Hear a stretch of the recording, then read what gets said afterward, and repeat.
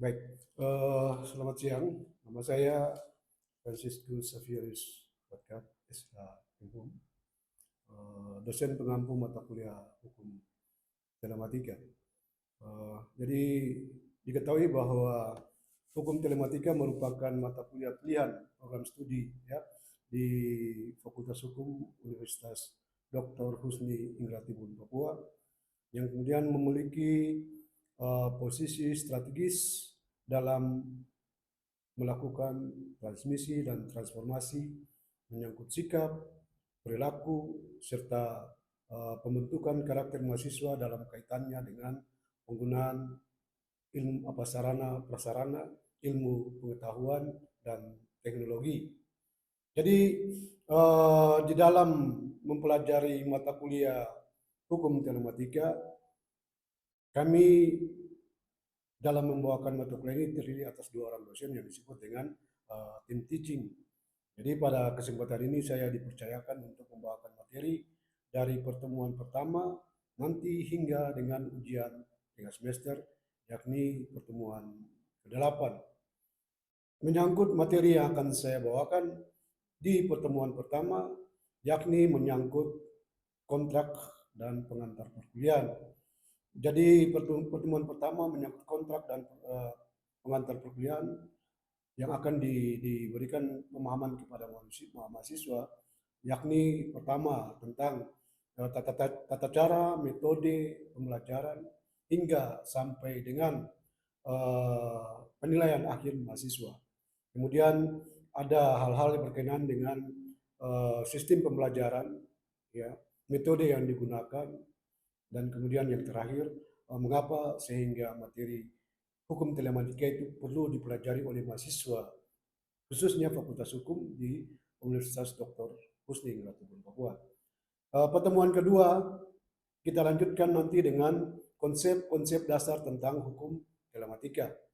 Jadi menyangkut konsep-konsep dasar, dia punya capaian pembelajaran, kemudian dia punya sub capaian pembelajaran, sampai dengan sub-sub capaian pembelajaran yang ingin dicapai. Paling tidak mahasiswa dapat mengetahui tentang apa itu telematika. Kemudian mengapa sehingga hukum telematika itu perlu diberikan kepada mahasiswa. Kemudian dia punya konsep-konsep berkenaan dengan hal-hal yang berkaitan dengan perkembangan ilmu, pengetahuan, dan teknologi. Selanjutnya pada pertemuan ketiga, kita akan berbicarakan tentang apa yang disebut dengan konvergasi, ya, konvergasi hukum telematika. Jadi konvergasi hukum telematika ini kita akan bahas pertama tentang istilah dan pengertian konvergasi, kemudian konvergensi dalam hukum telematika, dan unsur-unsur pokok konvergensi dalam kaitannya dengan hukum telematika, dan yang terakhir itu adalah asas-asas hukum telematika. Jadi ini itu diberikan pada pertemuan kedua.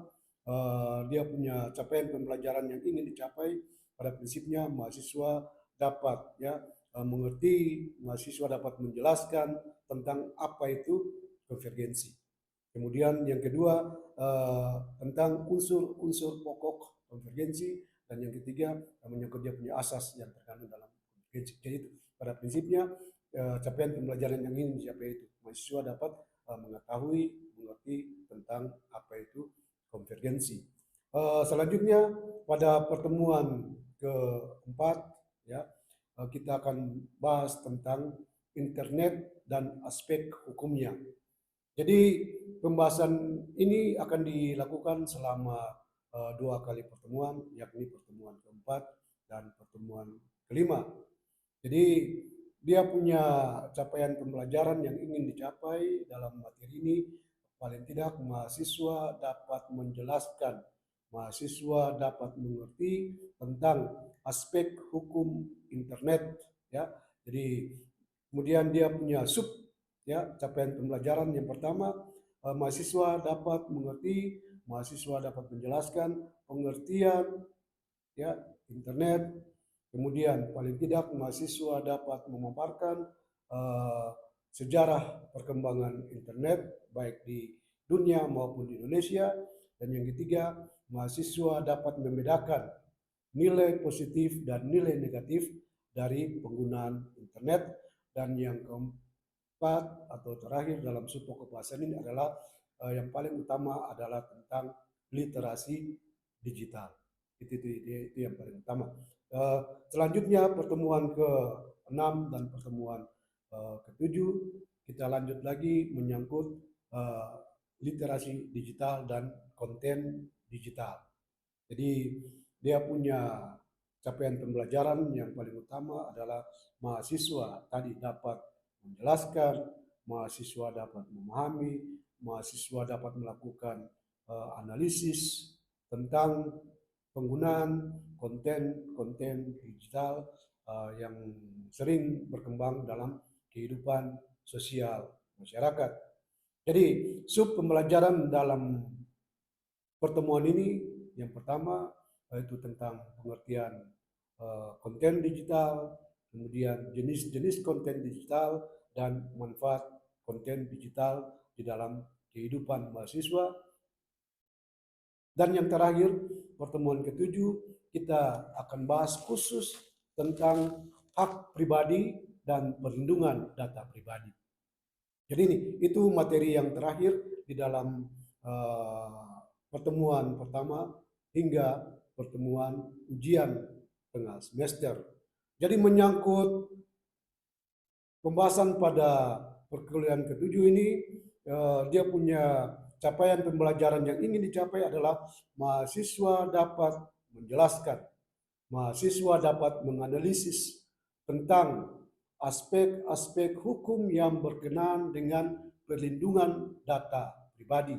Ya, sedangkan dia punya sub capaian pembelajaran pertama itu pengertian, ya pengertian hak, kemudian jenis-jenis data pribadi, kemudian yang terakhir atau ketiga aspek ya privasi di dalam kaitannya dengan pengaturan hukum di Indonesia. Jadi ini materi-materi yang akan saya bawakan dari pertemuan pertama hingga sampai dengan ujian tengah semester. Nanti pertemuan berikutnya dari pertemuan ke-9 sampai dengan ujian akhir semester akan dibawakan oleh tim teaching saya, yakni Bapak Dr. Kajagi Kalman Isha MH.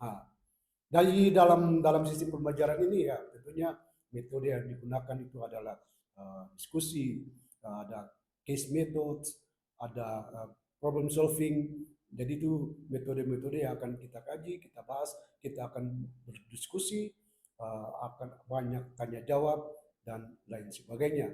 Dan sebelum menuju kepada akhir tentunya akan diisi dengan ujian tengah semester.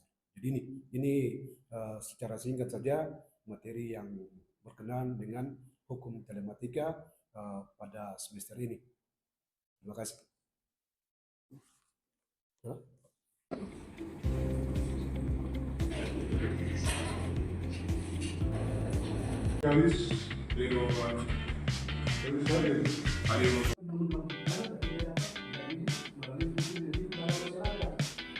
Tadi penyakit etika, kesusilaan, kesopanan.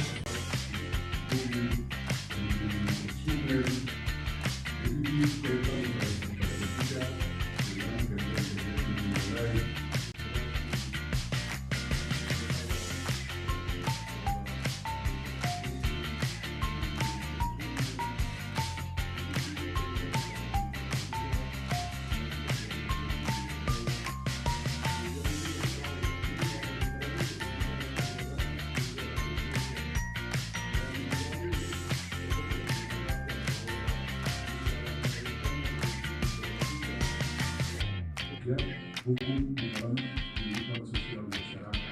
Kemudian muncul di KUHP baru sekarang, muncul di KUHP baru pasal 2 ayat 1 ini. Ada 2 pasal 3 kemudian sekali dulu. Dari sudut pandang sosiologis, ya, jadi sosial legal anak, kemudian ada dia punya sanksi. Kedua,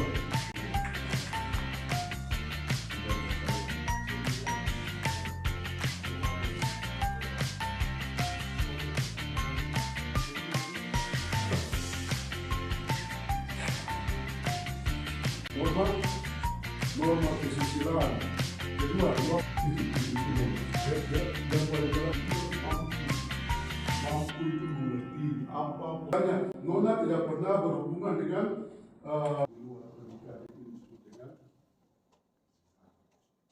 dulu undang-undang belum mengatur tentang orang yang melakukan hubungan di luar. Sekarang sudah. Undang-undang 1 2003 itu sudah. Itu dapat dikategorikan sebagai persinahan. Jadi misalnya Pascalis sudah berhubungan dengan hidup dalam satu hubungan adalah tanpa ikatan keluarga itu termasuk. Dulu tidak. Itu yang disebut dengan kriminalisasi dalam aparatur positif. Dalam arti negatif yang tadi pada seakan-akan pemerintah itu atau penguasa itu melakukan kriminalisasi terhadap orang-orang tertentu. Ya, jadi itu dia punya pengertian yang secara simpel saja. Ya, jadi kriminalisasi kan sering kita dengar di media, di televisi. Wah, pemerintah kriminalisasi.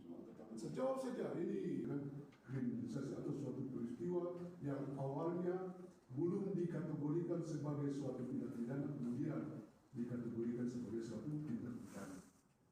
Ya, itu. Contoh kriminalisasi kalau dulu misalnya dulu itu persinahan, ya, persinahan kriminalisasi. Kriminalisasi sejauh saja ini tidak satu ketemu. Positifnya begini, pengertian positif itu kriminalisasi itu adalah, tapi tiba-tiba ada datang tagihan pinjol. Jadi dari pandang sudut sosial itu kejahatan itu bukan merupakan suatu tindak pidana. Orang bisa melakukan suatu kejahatan dari sudut pandang sosial atau sudut sosiologi itu berkaitan dengan misalnya kejahatan-kejahatan yang dilakukan, tapi itu belum diatur dalam undang misalnya. Ya, dari sudut pandang analisa apa itu kejahatan cyber, itu pertama, itu jadi tujuan itu. Jadi capaian pembelajaran yang ingin dicapai pertama mahasiswa itu paling tidak mampu. Karakteristik dari kejahatan cyber jadi luas, ya, kejahatan cyber itu luas sekali.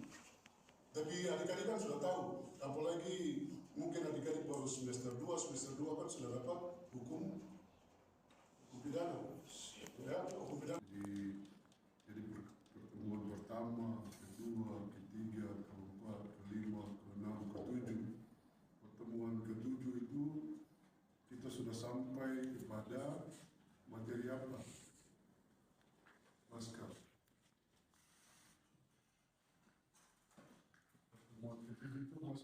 Pertemuan pertama, kedua, ketiga, keempat, kelima, keenam, ketujuh. Pertemuan ketujuh itu kita sudah sampai administrasi publik, perlindungan konsumen. Itu kaitan antara telematika dengan kajian-kajian ilmu yang lain. Telematika, ya, untuk telematika itu punya ruang lingkup itu luas kan, ya. Pertemuan pertama kita sudah jelaskan tentang dia punya pengertian, ya. Jadi tujuan itu dia mampu itu mengerti apa. Ada dua subjek berbeda dengan kali dulu. Dari sudut pandang sosiologis, ya, jadi sosial legal. Kriminalisasi sejauh saja ini positifnya begini, pengertian positif itu kriminalisasi itu adalah sudah menetapkan sebagai adalah undang-undang, maka itu disebut dengan kriminalisasi atau norma kesusilaan. Kedua, norma ya, hukum di dalam kehidupan sosial masyarakat. Kemudian muncul di KUHP baru sekarang, muncul di KUHP baru pasal 2 ayat 6 tidak dapat jadi melalui hukum yang dalam masyarakat. Tadi menyangkut etika, kesusilaan, kesopanan, karena kemudian ada dia punya sanksi. Kemudian ya, yang paling terakhir tiba-tiba ada datang tagihan pinjol. Mereka menggunakan nama kita, misalnya Nona tidak pernah berhubungan dengan tiba-tiba ada datang tagihan pinjol.